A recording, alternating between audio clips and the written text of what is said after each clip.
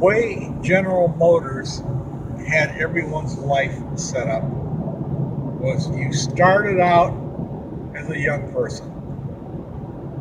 Your first job, you had to have a car to get to work. You bought a Chevy. Then, when you've probably drove the Chevy enough years and you moved up in your employment status, you didn't buy a Chevy again. General Motors had a Pontiac waiting for you. You bought a Pontiac.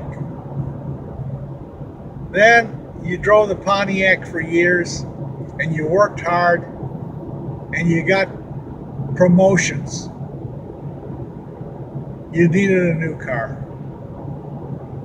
Well, General Motors had the car for you. The Oldsmobile. More expensive, but what the heck? You deserve it. You've earned it. You now moved up into an Oldsmobile. Then, if you became the owner of the company,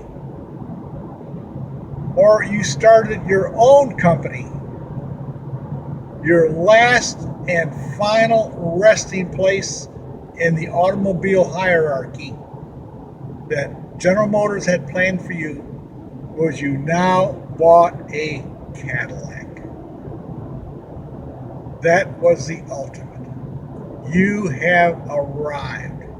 You are now a Cadillac owner. And then, after that, you retired. But that is the life setup that General Motors had for everybody. And what happened in the end? Pontiac failed. Oldsmobile failed. And there was a Saturn.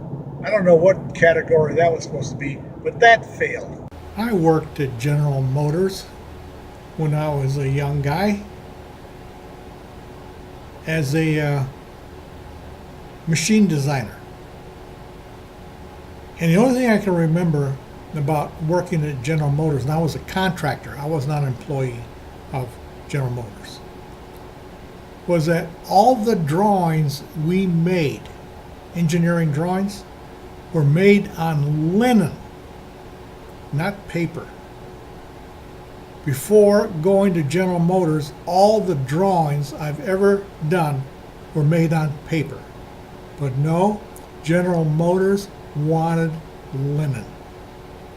I failed to mention a very important model of General Motors cars, which is being manufactured today.